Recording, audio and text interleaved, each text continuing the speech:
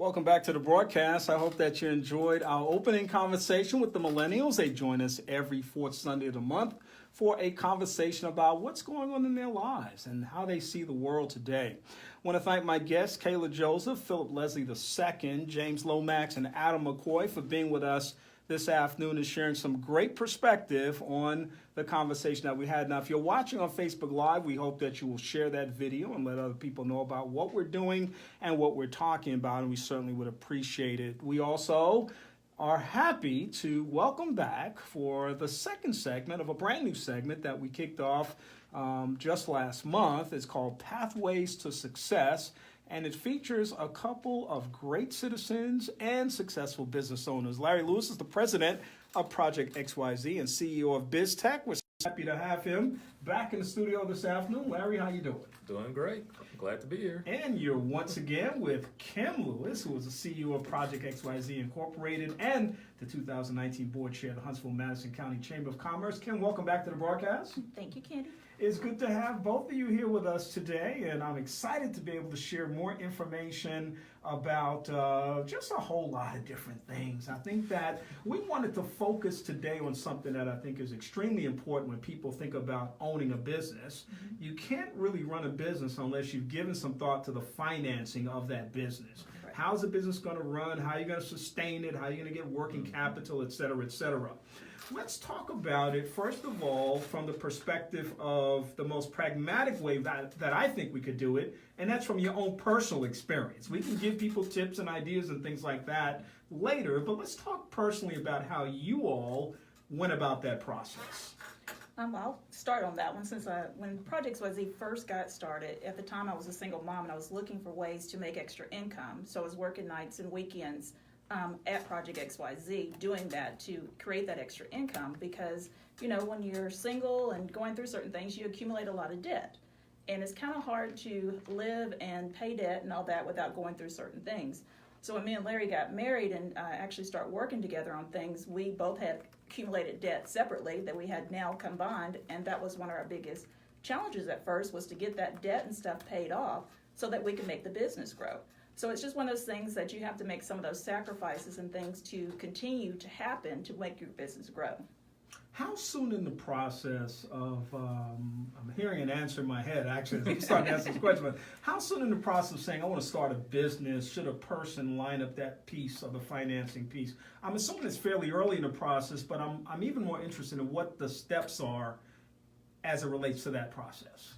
Well, for us, it was started, kind of in the beginning. So, we both knew we wanted to have a business. Like Kim said, we had accumulated a lot of debt. We had our personal finance things that we had to talk about, just getting married, trying to buy houses, and all those kinds of things. So the first thing is to have a conversation with your spouse or significant other about your desire to want to have a business, or if it's a couples thing, or even it's just one of the individuals, because even if only one of the individuals wants to have the business, it takes both to agree to make sure that things happen. Because those financial things, those financial encumbrances are going to be impacted and impact the relationship in some way. That's exactly right. Yeah, because when you first get started in a business, they look at your personal finances instead of your business finances, because the business doesn't have any credit at that point. Yeah. So all your personal finances have got to be in place for you to be able to do that. So that's the first thing you've got to look at, sit down, lay out everything to make sure that both of you are secure in what you're starting to do. Yeah.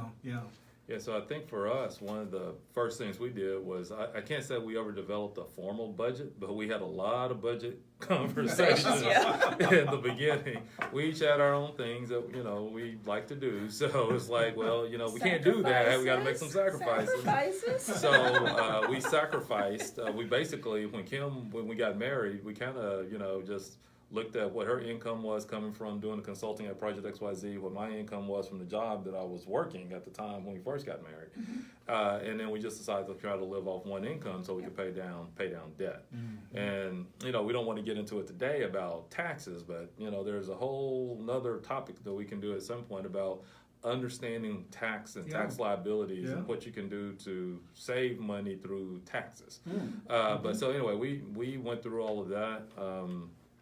And got a financial plan kind of together. So, we were a little fortunate when we got started that, from my previous company, to sell the previous company, we had some capital available that we could put into the business that kind of help us get jump started.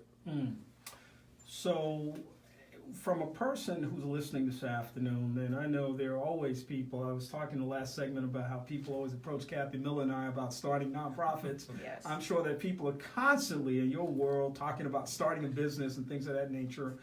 There are clearly lots of people listening this afternoon who are thinking about starting a business, but they're also thinking about, where do I begin financially? They're thinking in a lot of different ways. Obviously, some of the ways you're talking about, but I'm sure some people are saying, I don't have the money to start. So they're thinking they have no opportunity to get involved when there may be some opportunities out there for them to pursue.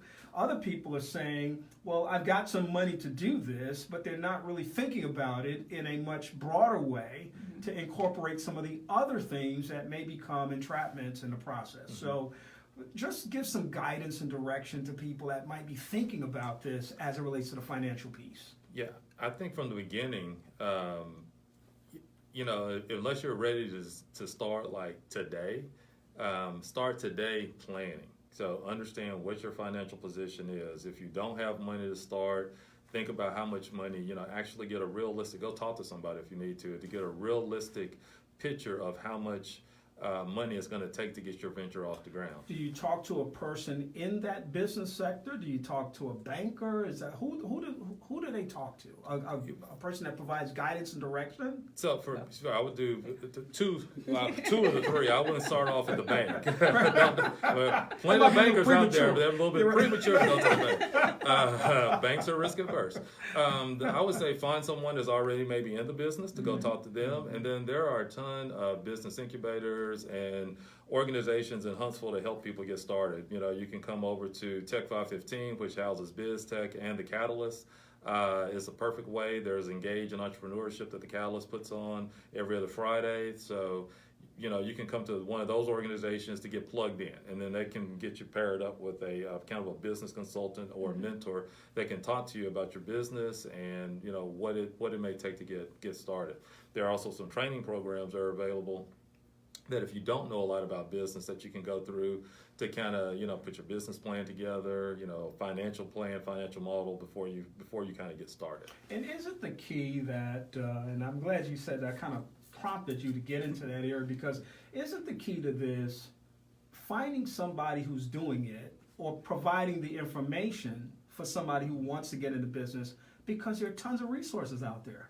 No one has to be in the dark. Nobody has to be out there groping in blindness, trying to stumble through this process and figure out what's going on, because it is possible for people to know how to line this thing up before they even get too deep into it. And that's the biggest thing, is just seek out somebody that's been there and done that kind of thing, because when I got started, luckily I had Larry, who had been working in a business and stuff that can guide certain things, but that was total walk in the dark for me. So you've got to find somebody that's been there, because I think a lot of times we have the passion and the desire to start a business, but not everybody that can start a business knows how to run a business. So I think we've got to get the people out there that know how to do it. Like Larry was mentioning, some of the organizations here in town, there's other ones too that are doing it, but you just got to make sure you know somebody that has, because otherwise you're going to stumble around, like you were saying, and not have any clue of how to get it done. Yeah. And I think one of the other people sometimes get overly excited when they want to go into business, and once they make the decision, it's like everything has to happen like right now. But take some time and think through a lot of different things. There are a lot of times I've heard people who are getting ready to start businesses, and depending upon the type of business you start, location could matter, rent could matter. There are some businesses that are getting started, right? There are some businesses that are starting where it's like, well, God bless them and good luck, but I know where they're going. The rent's going to be extremely high, and hopefully they have built that into their financial model, because everyone thinks that, hey, I'm going to get to X amount of break even in 4 months, and that's probably going to be double the amount that you thought it was going to take, and it's probably going to take 8 months to a year before you get there. So if you don't have the financial reserves to be able to do that, now you're in a position where you're going to be maybe forced to go out and try to raise additional money at not favorable terms, or closing your doors early. So. Yeah. And that budget you were talking about is real important, because Yes. I think a lot of people, I mean, I'm just thinking about what we're going through on some of the construction things we're working on. And literally, the projects are probably 10 times more than what you think in your head when you actually put it down on paper and start working through it, because most people don't realize the construction costs that go into it. All the back stuff, all the stuff you gotta do to stock the place, the furniture of the place, all that stuff's gotta go into making your decisions. And I don't think when you're thinking about a big idea that you sit down and put each one of those things down on paper. And like I said, one of them would end up being doubled what we thought it was gonna be once we actually laid out the budget. You're making such a great point. I want to emphasize this a little bit more, maybe get into a little bit more so people can really understand this, because I think a lot of people still see shortcuts in this process as a direction for them. They see this, they, in some way in their mind, they see the simplicity of something and they embrace it.